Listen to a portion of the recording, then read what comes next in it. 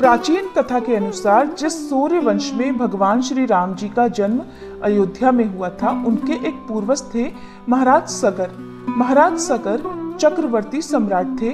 उनकी केशनी और सुमति नाम की दो रानियां थी। केशनी के पुत्र का नाम असमंजस था और सुमति के 60,000 पुत्र थे। असमंजस के पुत्र का नाम अंशुमान था।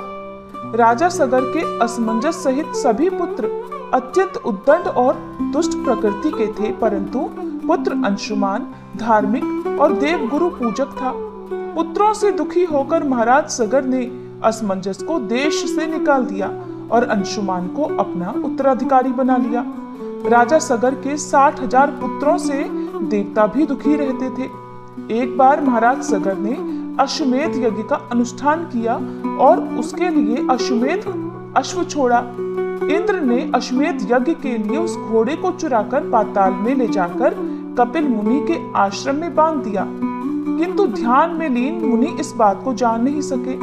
उधर राजा सगर के 60,000 अहंकारी पुत्रों ने पृथ्वी का कोना कोना छान मारा, परंतु वे घोड़े को नहीं पा सके।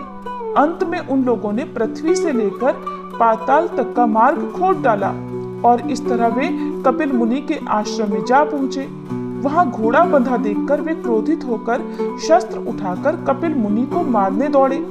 तपस्या में बाधा पड़ने पर मुनि ने जब अपनी आंखें खोली तो उनके तेज से राजा सगर के 60,000 उद्दंड पुत्र वहीं तत्काल भस्म हो गए। गरुड़ जी के द्वारा इस घटना की जानकारी मिलने पर अंशुमान कपिल मुनि के आश्रम में आए और उनकी स्तुति की। कपिल मुनि उनकी विनय से प्रसन्न होकर बोले कि अंशुमान, घोड़ा लेकर जाओ और अपने पितामह का यज्ञ पूरा कराओ।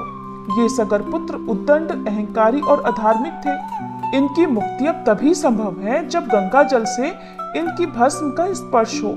अंशुमान ने घोड़ा ले जाकर अपने पितामह महाराज सगर का यज्ञ पूरा करवाया। महाराज सगर के बाद अंशुमान राजा बने, किंतु उन्हें अपने चाचाओं की मुक्ति की चिंता सदैव बनी रही। कुछ समय बाद अपने पुत्र दिलीप को राज्य का कार्यभार सौंपकर वे वन में चले गए तथा गंगा जी को स्वर्ग से पृथ्वी पर लाने के लिए तपस्या करने लगे और तपस्या में ही उनका शरीरांत भी हो गया।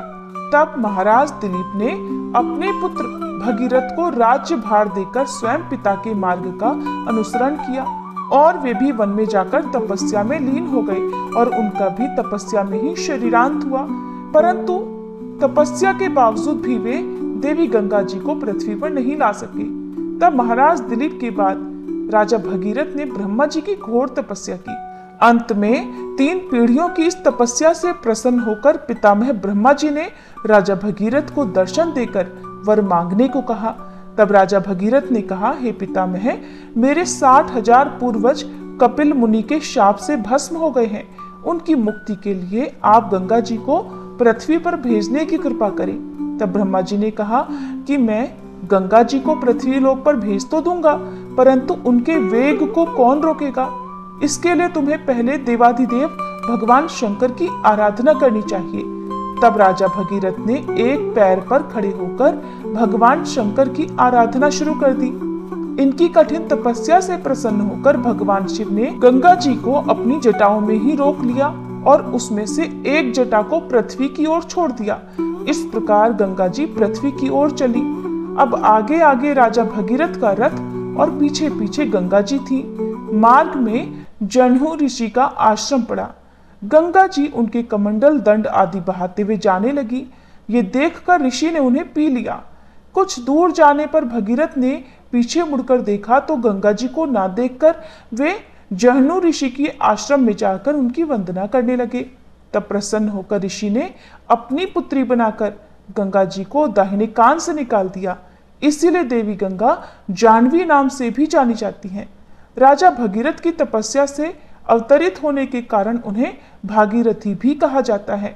इसके बाद भगवती भागीरथी गंगा जी मार्ग को हरा भरा सत्य श्यामल करते हुए कपिल मुनि के आश्रम में पहुंची, जहां महाराज भगीरथ के 60,000 पूर्वज भस्म की ढेरी बने पड़े थे।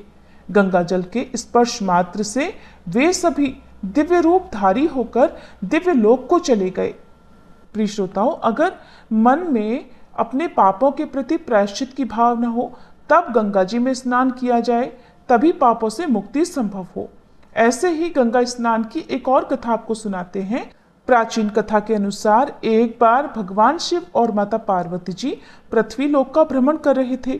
तभी उन्होंने देखा कि हजारों लोग गंगा जी में स्नान कर रहे हैं और माता पार्वती जी उन सभी को ध्यान पूर्वक देख रही थी। भक्त हर हर गंगे का जाप करते हुए गंगा जी में डुबकी लगा रहे थे। माता पार्वती जी ने भगवान शिव से पूछा कि हे प्रभु, ये सभी श्रद्धालु गंगा स्नान कर रहे हैं, लेकिन इस स्नान के बाद भी इनके पाप नष्ट नहीं होते, इनके जीवन के दुख दूर नहीं होते। क्या गंगा जी में अब वह सामर्थ्य नहीं है जिससे भक्तों के पाप नष्ट हो सके? तब भगवान शिव ने देवी पार्वती से कहा, हे देवी, गंगा में अब भी वही सामर्थ्य है, लेकिन इन लोगों ने गंगा में स्नान किया ही नहीं है, तो इसका लाभ इन्हें कैसे मिल सकता है? देवी पार्वती जी ने पूछा कि प्रभु, हमारे सामने तो अभी अभी सभी ने स्नान किया है, देखिए ना प्रभु, इन सभी के शरीर भी तो भीगे हुए हैं।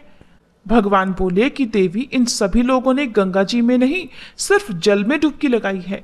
इसका रहस्य मैं तुम्हें समझा दूंगा, तुम प्रतीक्षा करो। फिर अगले दिन बहुत तेज बारिश हुई।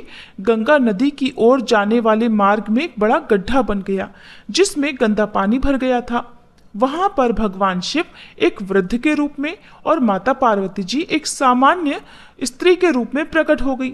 भगवान शिव ने माता पार्वती जी को समझाया कि देवी देखो, मैं इस गड्ढे में गिर जाऊंगा, कुछ देर में यहाँ से गंगा स्नान करके हजारों लोग निकलेंगे, तुम उनसे मुझे इस गड्ढे से बाहर निकालने के लिए मदद मांगना और उनसे कहना कि मुझे केवल वही व्यक्ति हाथ लगाए जो निष्पाप हो, जिसने कभी अपने जीवन में पाप ना किया हो, वही मुझे इस गड्ढे से बाहर निकाले, और अगर किसी पापी ने मुझे हाथ लगा दिया तो वह वहीं तुरंत भस्म हो जाएगा।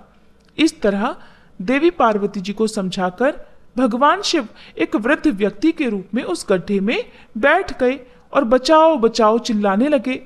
गड्ढे के पास में ही बैठी देवी पार्वती जी, जो एक सामान्य स्त्री थी, वे भी लोगों से सहायता मांगने लगी कि उनके पति गड्ढे में गिर गए हैं, कोई उन्हें गड्ढे से बाहर निकालने में मदद करे। उनकी चीख पुकार सुनकर वहां पर बहुत सारे लोग इकट्ठा हो गए। जब वे लोग उस वृद्ध व्यक्ति को गड्ढे से बाहर निकालने के लिए बढ़ने लगे, तब देवी पार्वती जी ने कहा कि इन्हें वही व्यक्ति हाथ लगाए जो निष्पाप हो, वरना वह भस्म हो जाएगा जिसने कोई भी पाप किया हो। अब ये बात सुनते ही